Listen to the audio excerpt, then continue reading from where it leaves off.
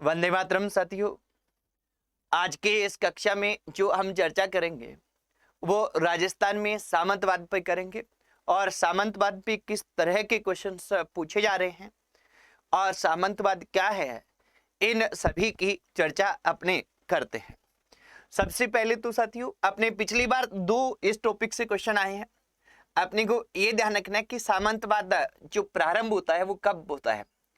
तो ये जो सामंतवाद है इसके प्रारंभ होने को लेकर इतिहासकारों में मत ऐक्य नहीं है, परंतु ये अपने को ध्यान रखना है कि अधिकांश इतिहासकार क्या है, अधिकांश जो इतिहासकार हैं, अधिकांश इतिहासकार ये क्या मानते हैं, अधिकांश इतिहासकार मानते हैं, इतिहासकारों के अनुसार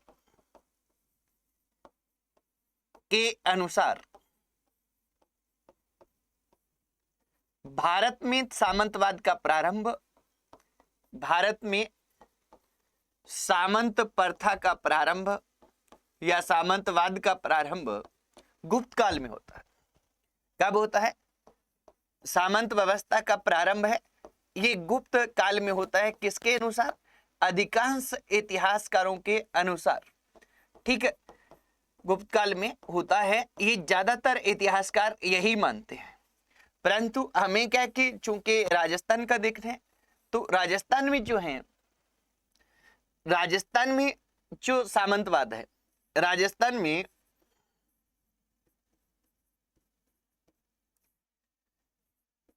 सामंत प्रथा का प्रारंभ, सामंत प्रथा का प्रारंभ माना जाता है वो 7वीं 8वीं सदी में माना जाता है। प्रारंभ 7वीं 8वीं सदी में माना जाता है। अब देखिए 8वीं सदी में माना जाता है। अपने को ये ध्यान रखना है साथियों कि जो सामंतवाद है राजस्थान में, ये राजपूत रियासतों के स्थापित होने के साथ ही क्या है, ये प्रारंभ हो जाता है। राजपूत रियासतों के कह कि राजपूत जो रियासतें हैं इनकी जो स्थापना हुई है, स्थापना होने के साथ ही क्या है, सामंतवाद है ये हमारे प्रारंभ होता है। और एक चीज और अपने को ध्यान रखनी है वो ये कि राजस्थान में सामंत प्रथा राजनीतिक व प्रशासनिक रूप से जो विशेषता ग्रहण करती है, राजनीतिक एवं प्रशासनिक रूप से जो विशिष्टता, प्रशासनिक रूप से विशिष्टता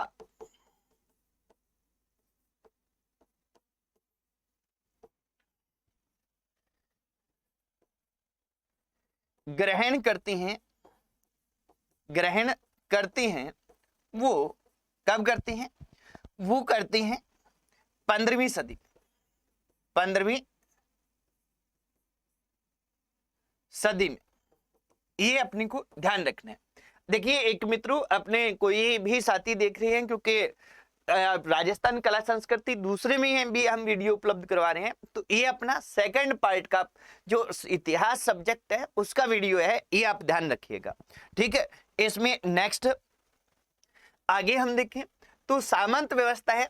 ये क्वेश्चन शायद आया था, मेरे को कंफर्म तो नहीं है, मैं पेपर करवाऊंगा आपको। अभी पिछला जो राजस्थान के इतिहास का पेपर फर्स्ट और पेपर सेकंड है वो मैं आपको करवाऊंगा, तो उससे थोड़ा हमें अनुमान होगा कि कहां से कैसे क्वेश्चन आते हैं। फिर क्या कि आगे वाली रणनीति है वो थोड़ी सी ये रहेगी कि टॉपिक से कैसे कहां से क्वेश्चन आते हैं इन पे ज्यादा अपने केंद्रित करें क्लास की बजाय, क्योंकि क्लास में वे टॉपिक, कठिन टॉपिक सारे करने के बाद क्वेश्चन कहां से बनते हैं उनको डायरेक्ट हिट करेंगे अपने कम टाइम में। तो ये अपने को थोड़ा सा ध्यान रखना है, क्योंकि यहाँ हमें थोड़ा सा अनुभव का फायदा लेना है। बाकी तो क्या है कि मैटर तो हर जगह अपने पास खूब सारा पड़ा ही है, बुक्स हमारे पास खूब सारी होती है ना। तो अभी अपने स्टार्ट देखिए, सामंतवाद पे जो क्वेश्चन आया था पीछे, सामंतवाद पे क्वेश्चन क्या आया था कि राजस्थान में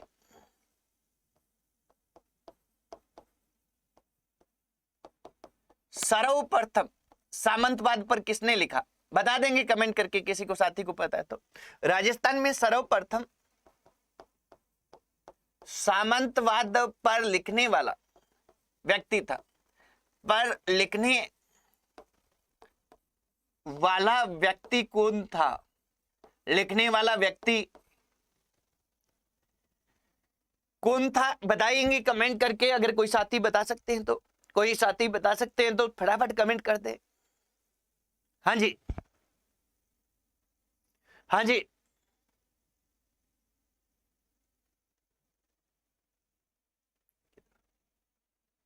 हाँ जी, हाँ। अब देखो यहां अपने को ध्यान रखना है कि कर्नल जेम्स टोड कौन थे? कर्नल जेम्स टोड है, ये पहले व्यक्ति थे जिन्होंने क्या है कि सामंतवाद पे लिखा है। अपने को यहां ये भी ध्यान रखना है कि कर्नल जेम्स टोड है, कर्नल टोड ने क्या किया? कर्नल टोड ने यूरोपीय सामंतवाद या ये कहते हैं पश्चिमी सामंतवाद, यूरोपीय सामंतवाद वाद व कर्नल जेम्स टोड ने यूरोपीय सामंतवाद व राजस्थान के सामंतवाद की तुलना की है। राजस्थान के सामंतवाद में समानता बताई है, ये कहें में समानता बताई है कि लगभग एक जैसा ही था। समानता बताई है किसने? कर्नल जेम्स टोड ने। अब देखिए सामंतवाद को क्या है कि ऐसा इंग्लिश में अपने क्या कहते हैं, इसको फ्यूडल कहते हैं। तो फ्यूडल सिस्टम लिखा हुआ होता है, तो फ्यूडल सिस्टम पर सबसे पहले लिखने वाला व्यक्ति कौन था, ये क्वेश्चन आता है। तो सामंतवाद पे सबसे पहले लिखने वाला व्यक्ति कौन है? कर्नल जेम्स टोड है। कर्नल जेम्स टोड है वो सामंतवाद पर लिखने वाला पहला व्यक्ति रहता है। ये अपने को ध्यान रखना है, इस पे हमें गौर करना है साथियों। यहाँ क्या कि एक चीज अपने ध्यान रखनी है कि अपने से पूछा जाए कि इसने जो कर्नल जेम्स टोड है इसने क्या कहा था, तो कर्नल जेम्स टोड ने समानता बताई है किसमें? राजस्थान के सामंतवाद में और यूरोप के सामंतवाद में। परंतु मित्रों यहां अपने को यह ध्यान रखना है कि वास्तव में राजस्थान का सामंतवाद है वो यूरोपीय सामंतवाद है, उसमें अंतर था। यूरोपीय सामंतवाद और राजस्थान का सामंतवाद है ये एक नहीं था। क्यों नहीं था? क्योंकि राजस्थान के सामंतवाद में क्या था और यूरोपीय सामंतवाद में क्या था, ये थोड़ा सा अपने को अंतर ध्यान होना चाहिए। हालांकि कर्नल जेम्स टोड का नाम आएगा तब हम कहेंगे कि इन्होंने क्या बताई है, कर्नल जेम्स टोड ने यहां समानता बताई है। परंतु समानता तो बताई है कर्नल जेम्स टोड ने, बिल्कुल ये सही नहीं है। क्यों नहीं है? क्योंकि यूरोप में जो सामंतवाद था इसमें शासक, यूरोप में क्या है सामंतवाद था, ये शासक व सामंत के मध्य, शासक व सामंत के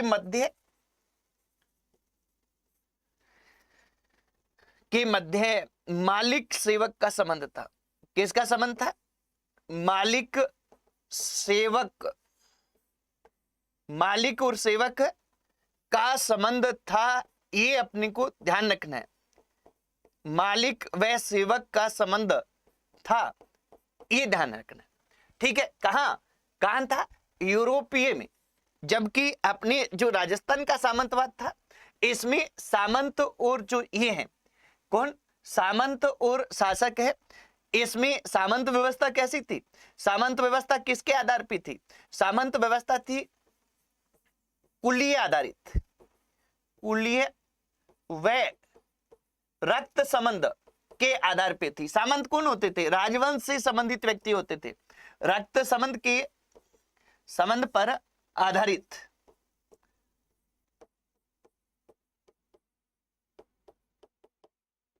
पर आधारित यहाँ की व्यवस्था थी।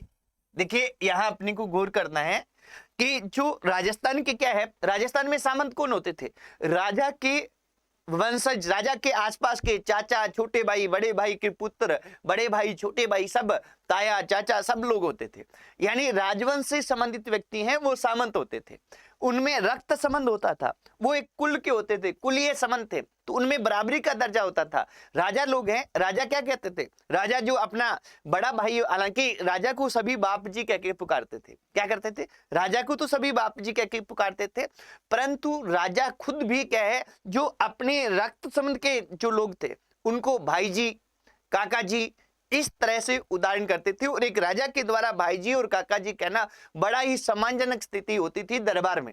तो यहाँ क्या है कि यहाँ रक्त संबंध के आधार पे था, वहां मालिक सेवक के आधार पे था। इसको हम एक नहीं कह सकते, जबकि कर्नल जेम्स टोड इसको एक कहते हैं। इसको आप क्लियर कीजिएगा, अच्छी तरह से आप ध्यान रखिएगा, ठीक है। तो राजस्थान में ये सामंत प्रथा है। सामंत प्रथा में क्या रहता है, कैसे रहता है, कैसे क्वेश्चन आते हैं।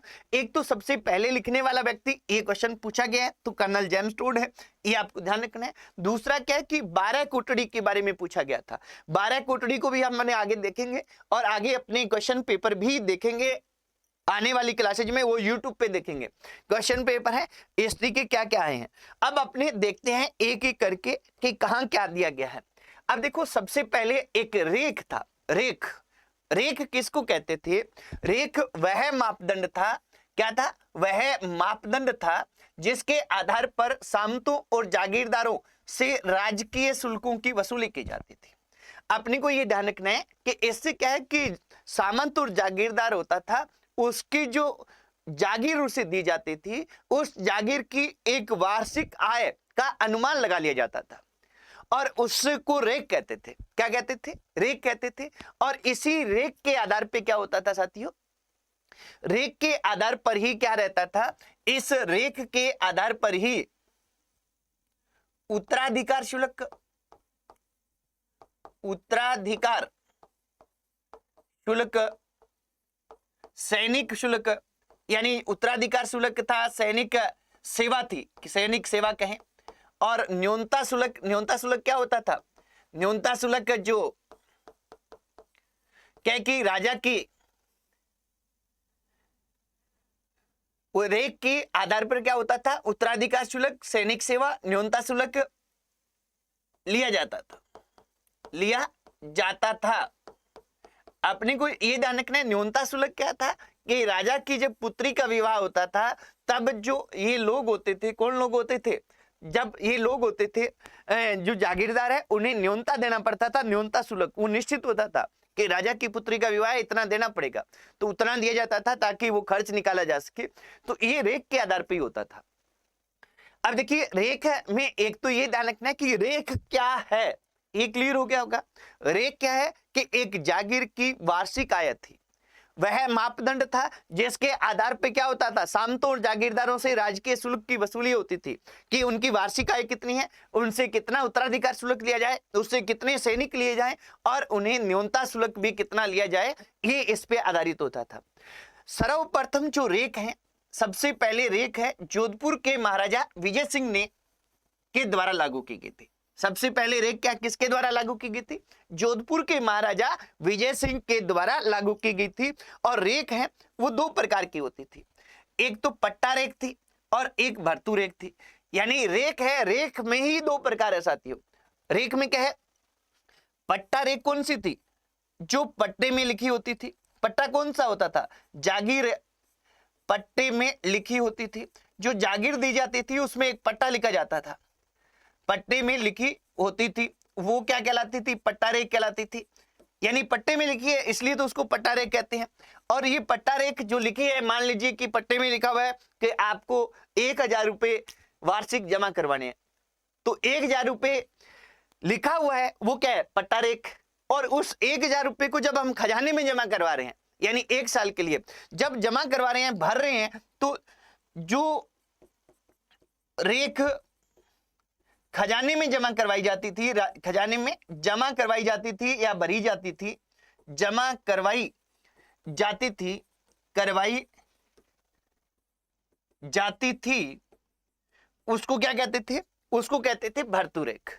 यानी रेख तो एक ही है, परंतु पट्टे में लिखी हुई है उसको पट्टा रेख, और वो पट्टे में लिखी है वही भरते थे, खजाने में जमा कराते थे। जब जमा कराते थे तो उसको क्या कहते थे, भर्तू रेख कहते थे। मुझे लगता है कि रेक के बारे में आपका कंसेप्ट क्लियर हुआ होगा। इसके बाद में नेक्स्ट देखिए उत्तराधिकार शुल्क। उत्तराधिकार शुल्क को क्या कहते हैं? इसको कहते हैं तलवार बंधाई कर भी कहते हैं, तलवार बंधाई शुल्क भी कहते हैं। जैसा हम सभी को पता है कि जब कोई भी एक जागीरदार है, एक जागीर का जागीरदार है, उस जागीरदार की मृत्यु हो जाती थी तो उसका उत्तराधिकारी जब जागीरदार बनता, सामंत बनता, तो उसे क्या करना पड़ता था? उसे वहां की जो रियासत के राजा थे उनको शुल्क देना पड़ता था, जिसको उत्तराधिकार शुल्क कहते थे। वास्तव में क्या था साथियों? वास्तव में यह था कि एक तरह से जागीर के पट्टा जो था, उस जागीर के पट्टे का वो क्या था? नवीनीकरण था। जागीर के पट्टे का क्या था? जागीर के पट्टे का वो क्या था? नवीनीकरण था एक तरह से।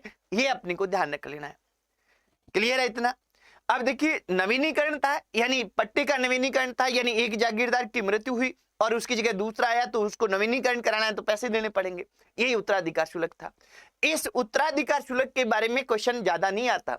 उत्तराधिकार शुल्क है ये अपने बिजोलिया किसान आंदोलन में पूछ लिया जाता है, किसान आंदोलन में पूछा जाता है, ये अपने को ध्यान रखना है। बाकी अपने को यहाँ क्या ध्यान रखना है कि इस उत्तराधिकार शुल्क में क्या रहता है साथियों? इस उत्तराधिकार शुल्क में अलग अलग राज्यों में अलग अलग नामों से जाना जाता था। जैसे जोधपुर है, जोधपुर में इसको पेशकी कहा जाता था,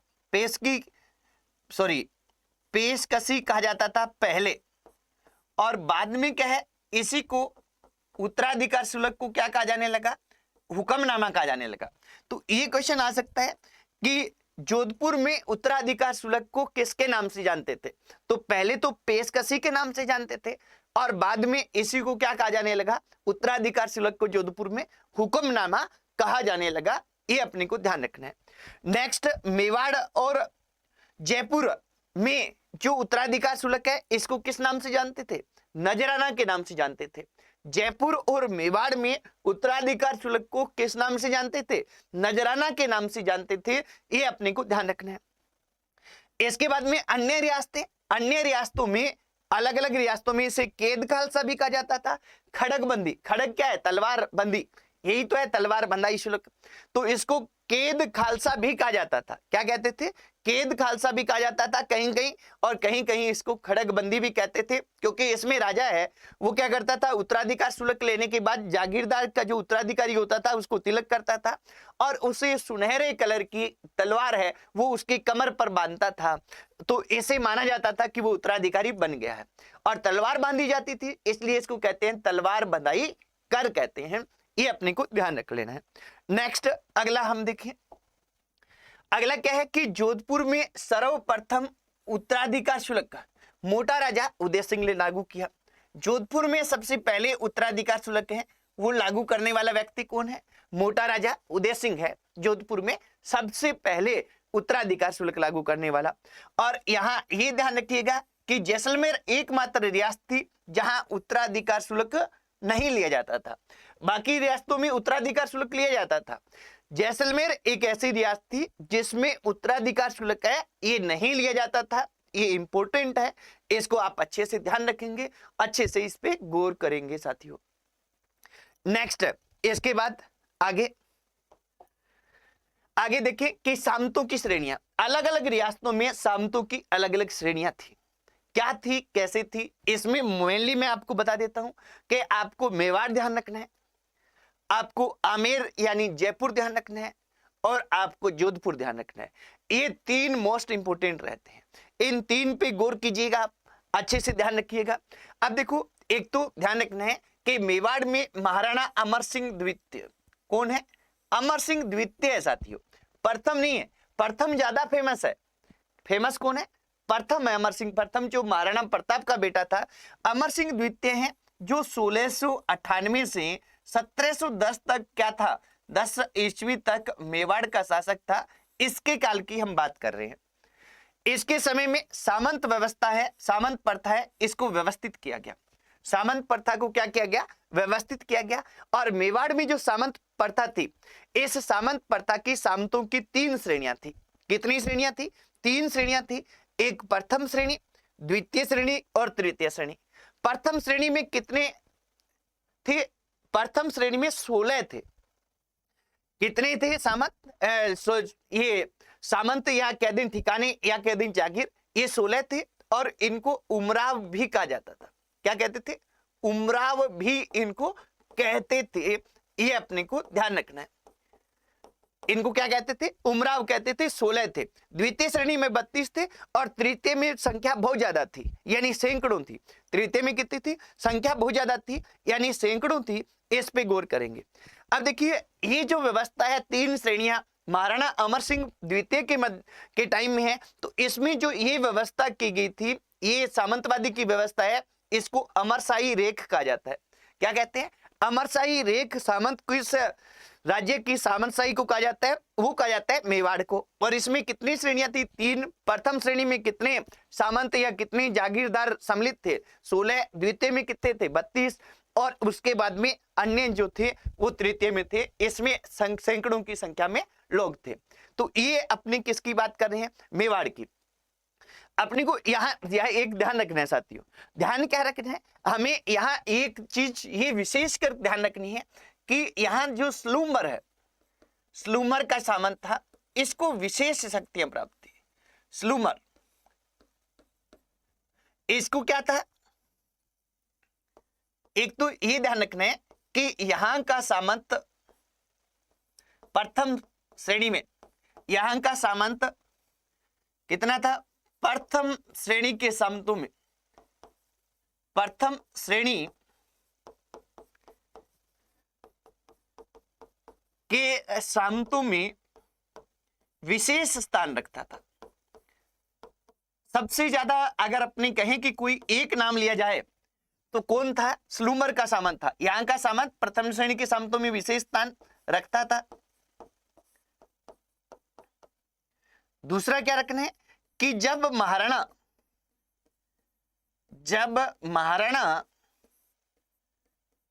राज्य से बाहर होते, राज्य से क्या होते थे? बाहर होते थे। तो जब महाराणा राज्य से बाहर होते थे तो उस समय क्या किया जाता था? तो उस समय किया जाता था साथियों, जब महाराणा राज्य से बाहर होते थे तो स्लूमर का सामंत,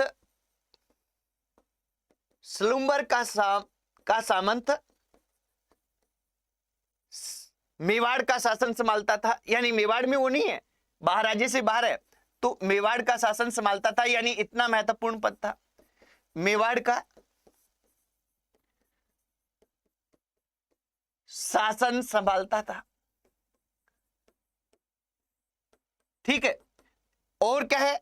और हमें ये ध्यान रखना है कि स्लूमर का जो शासक है, ये राजमहलों की सुरक्षा का जिम्मा इसी का होता था। राजमहल जो सबसे ज्यादा महत्वपूर्ण थे, राजमहलों की सुरक्षा की जिम्मेदारी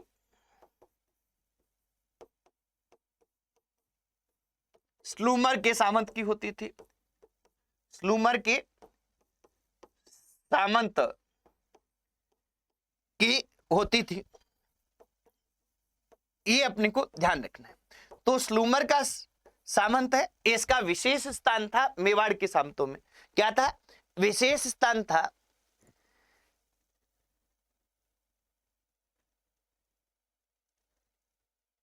हाँ जी।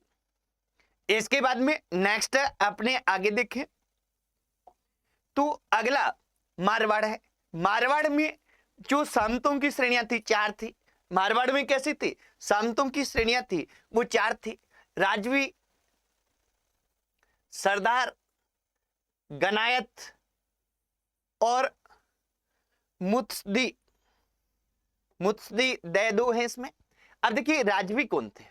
राजवी अपने को ध्यान रखना है कि मारवाड़ के राठौड़ वंश से संबंधित, राठौड़ वंश से संबंधित सामंत क्या कहलाते थे? राजवी कहलाते थे। ये ध्यान रखना है। इनका सबसे ऊंचा स्थान था, इनको बहुत ज्यादा छूट भी थी क्योंकि मारवाड़ के राठौड़ वंश से संबंधित है ये। अब देखिए सरदार कौन थे? सरदार वे थे जो क्या है, जो मारवाड़ के राजवंश के अलावा, मारवाड़ के राजवंश के अलावा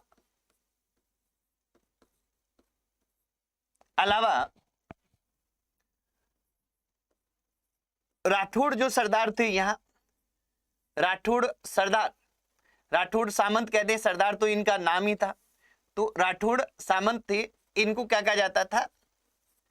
इनको सरदार कहा जाता था। राजवंश के लोग जो राठौड़ थे वो तो क्या कहलाते थे? राजवी। और जो राजवंश, जो राठौड़ यहाँ का राजवंश है, उसके अलावा जो राठौड़ सामंत थे, यानी राजवंश से संबंधित नहीं थे पर राठौड़ जाति के थे, वो क्या कहलाते थे? सरदार कहलाते थे। ये ध्यान रखना है। गनायत, ये गनायत क्या थे? बाहर से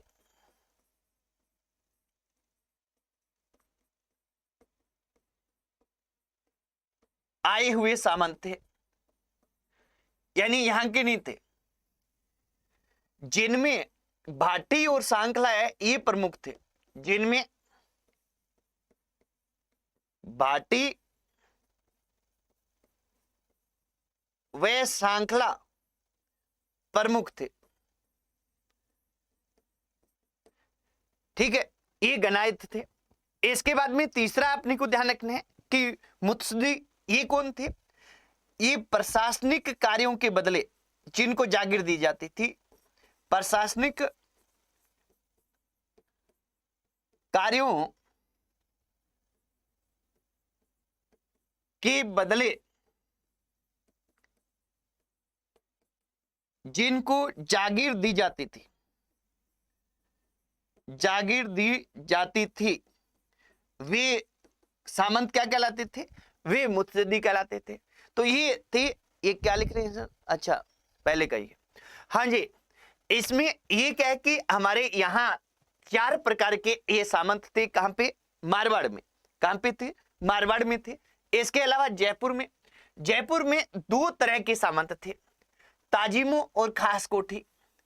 ताजिमो और खास कोठी सामंत है, ये कहां थे? ये जयपुर में 2 श्रेणियां थी इनकी। ये जयपुर वाले महत्वपूर्ण नहीं है, 12 कोटड़ी है, ये बहुत ज्यादा महत्वपूर्ण है। ये बार बार क्वेश्चन आता है, पिछली बार हमारे पेपर में भी पूछा गया था। 12 कोटड़ी जयपुर कह दो या ये कह दो आमेर के शासक। आमेर के शासक कौन थे? आमेर के शासक पृथ्वी सिंह ने,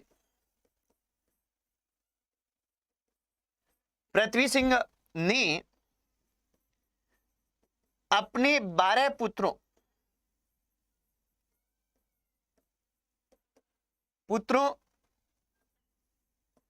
के लिए 12 जागीर स्थापित की, के लिए 12 जागीर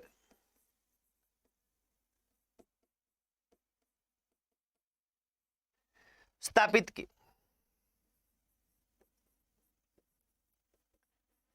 जिसे 12 कोटड़ी के नाम से जाना जाता है। कोटड़ी के नाम से जाना जाता है। अब देखिए यहां क्या ध्यान रखना है मित्रों, यहां अपने को ये ध्यान रखना है कि 12 कोटड़ी है, ये किस कहां? आमेर में थी या कह दे जयपुर में थी। पृथ्वी सिंह ने अपने 12 पुत्रों के नाम पर ये 12 जागीरें स्थापित की थी। तो ये 12 कोटड़ी का संबंध किससे है? आमेर से है। ये अपने को ध्यान रखना है। साथ में अपने एक चीज और ध्यान रख लेंगे कि 13वीं कोटड़ी किसको कहा जाता था? 13वीं कोटड़ी बड़ गुर्जरों को कहा जाता था। किनको? बड़ गुर्जरों को। ये ध्यान रखना है, अगर क्वेश्चन बाई चांस आए तो अपने को ध्यान रखना है ये बड़ गुर्जर कहां से संबंधित है? ये राजवंश से संबंधित नहीं थे आमेर के, परंतु 13वीं कोटड़ी है वो बड़े गुर्जरों को कहा जाता था। ये अपने को ध्यान रख लेना है, इस पे हमें गौर करना है। नेक्स्ट आगे कोटा, कोटा में जो क्या थे, कोटा में दो श्रेणियां थी। कितनी श्रेणियां थी? दो श्रेणियां थी। एक तो थी देशवी, देशवी जो क्या है, जो देश में यानी कोटा में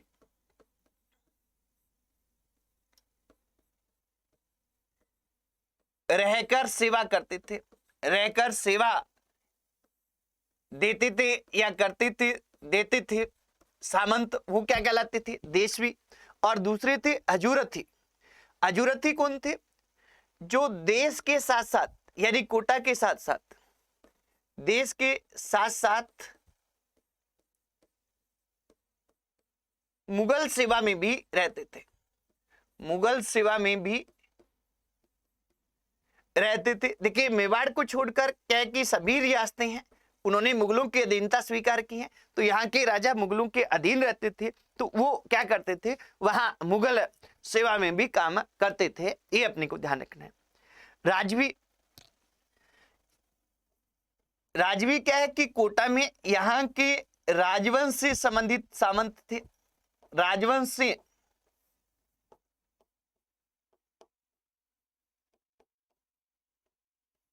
संबंधित सामंत ये थे राजवी। और अमीर उमराव ये कौन थे? अमीर उमराव कौन थे? ये अमीर उमराव थे साथियों, ये थे राजवंश के अलावा जो अन्य सामंत थे, राजवंश के अलावा जो सामंत थे उनको अमीर उमराव के नाम से जाना जाता था। ये अपने को ध्यान रखना है। कहां पे? कोटा में। कोटा में ऐसा ऐसे ही जाना जाता था इनको। इसी तरह से बीकानेर, बीकानेर है, इस बीकानेर में भी क्या है कि जो सामंत व्यवस्था है इसकी 3 श्रेणियां थी और इनको नाम ही दिया गया था प्रथम श्रेणी, द्वितीय श्रेणी और तृतीय श्रेणी। कितनी श्रेणी है? पहली श्रेणी है, दूसरी श्रेणी है और तीसरी श्रेणी है। कहां पे? बीकानेर में। और इनको 3 श्रेणियों का नाम दिया गया है। अब यहां अपने को ध्यान रखना है कि ये तीनों श्रेणियां कौन सी थी। तो तीनों श्रेणियों में एक तो अपने को पहली श्रेणी में कौन से थे? राव बीका के वंशज, राव बीका के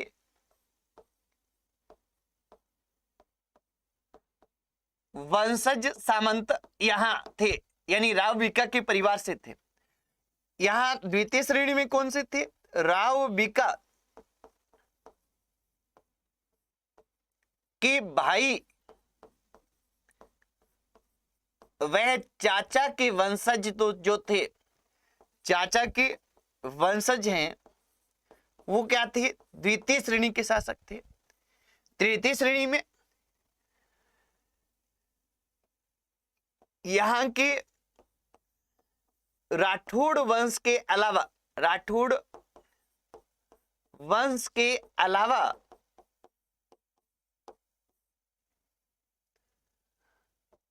सामंत, और इन सामंतों में भी मुख्यतः कौन से थे? बाटी व सांखला प्रमुख थे। बाटी व सांखला ये प्रमुख थे। तो ये तीसरी श्रेणी में यहां वंशज थे। बीकानेर के शासक राय सिंह कौन है?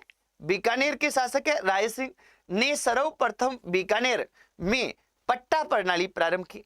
पट्टा मतलब क्या है कि एक निश्चित ये कर दिया गया कि यह सामंत है उसको एक निश्चित, ये क्योंकि ये मुगल सेवा में ज्यादा रहे थे और वहां मनसबदारी पड़ता थी तो उनसे निश्चित शुल्क लेने की व्यवस्था प्रारंभ की पट्टा प्रणाली के तहत। पट्टा प्रणाली कौन प्रारंभ करते हैं? बीकानेर के राजा राय सिंह करते हैं। ये अपने को ध्यान रखना है साथियों।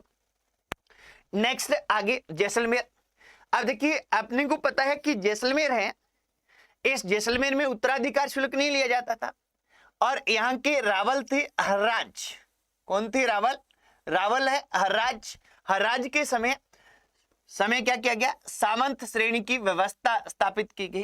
किसकी व्यवस्था स्थापित की गई? सामंत श्रेणी है इसकी व्यवस्था स्थापित की गई। और यहाँ सामंत थे 2, एक को डावी कहा जाता था, डावी का मतलब बाई, और दूसरे को कहा जाता था जीवनी। जीवनी यानी डावा जीवना हाथ कहा जाता है। है ना। तो डावे का मतलब क्या हो गया, जो राजा के बाईं ओर बैठते थे सरदार दरबार में वो डावी, और जो दाईं ओर बैठते थे वो जीवनी। जो यहाँ दो प्रकार के थे।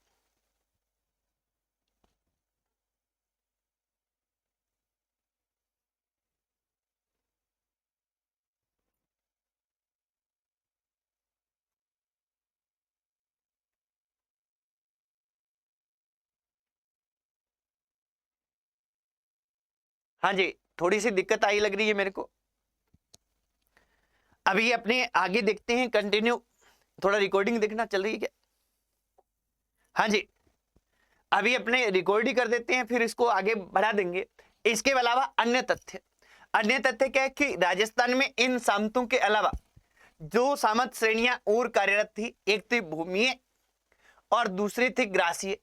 भूमिये और ग्रासीय किनको कहा जाता था, ये अपने देखते हैं कि भूमिये और ग्रासीय किसको कहते थे। भूमिये कौन थे? वे राजपूत थे जो गांव की रक्षार्थ अपने गांव की या राजकीय सेवा में बलिदान जिन्होंने दिया था। और ग्रासीय कौन थे? जिनको के राजकीय सेवा के बदले। भूमिये तो कौन थे? जो गांव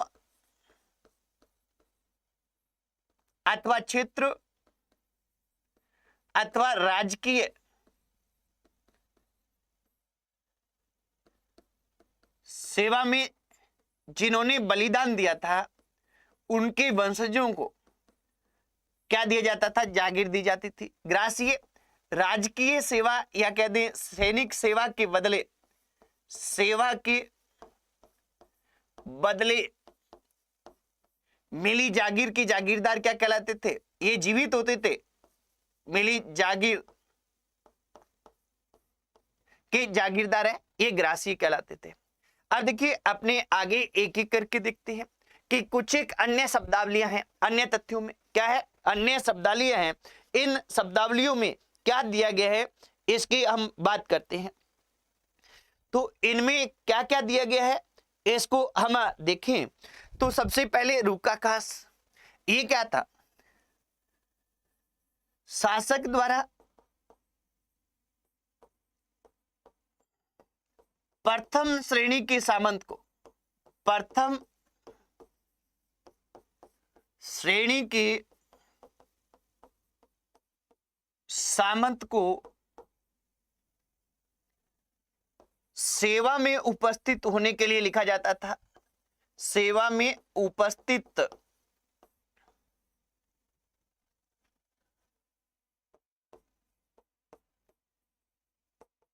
होने के लिए लिखा गया कागज क्या था? होने के लिए लिखा जाता था, लिखा जाता था। इसके अलावा ताजिम क्या है? ताजिम जब सामंत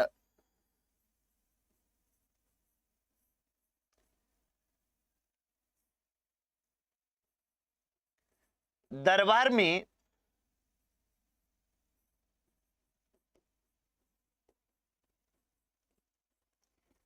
आते व जाते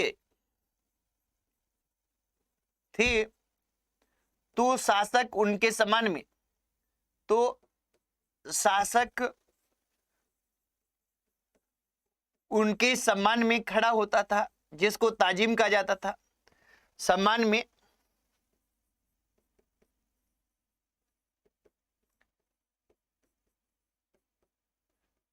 खड़ा होता था। नेक्स्ट, बहाव पश्चात, ये क्या है? जब शासक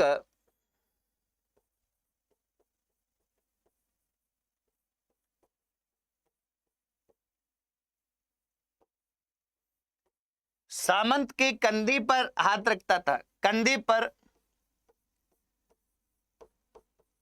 हाथ रखता था, तो यह क्या है? सम्मान था एक तरीके से। सामंत के कंधे पे हाथ रखता था तो यह सम्मान था एक तरीके से, और इसको क्या कहते थे? बहाव पशाव कहते थे। किस नाम से जानते थे? बहाव पशाव के नाम से जानते थे। अब कुरब, ये सबसे अच्छा सम्मान था। कुरब, जब शासक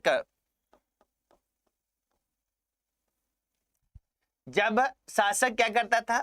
शासक सामंत के कंधे पर हाथ रखकर, सामंत के कंधे पर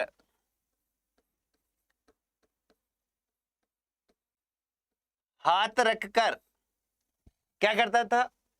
कंधे पर हाथ रखकर फिर हाथ को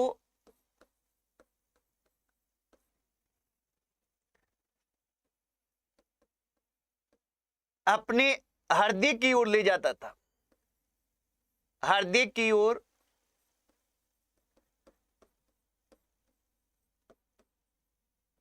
ले जाता था। अब देखिए, जब हृदय की ओर ले जाता था तो यहां क्या था साथियों? यहां ये था कि आपका स्थान हमारे दिल में है। ये सबसे बड़ा सम्मान था जिसको कुरब कहा जाता था। सिरोपा इसमें शासक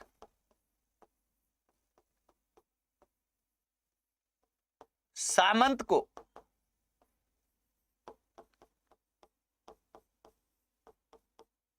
सिर से पैर तक, सिर से पैर तक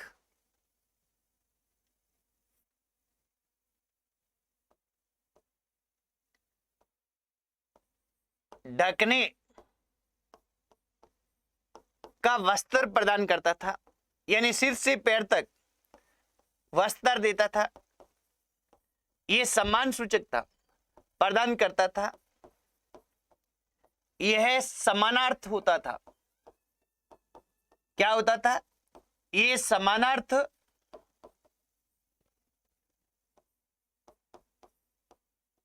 होता था। यह अपने को ध्यान रखना है। नेक्स्ट, बड़ी ओल। बड़ी ओल और कुंवरों की ओल, ये क्या चीज थी? ये मेवाड़ में प्रचलित थी। देखिए, बड़ी ओल में क्या था? महाराणा की दाईं ओर, महाराणा की दाईं ओर सामंत बैठते थे, बैठते थे जिनको बड़ी ओल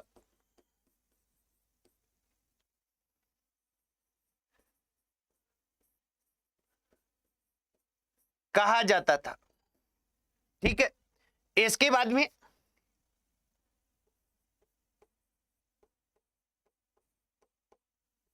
महाराणा के बाईं ओर, बाईं और राजकुमार बैठते थे।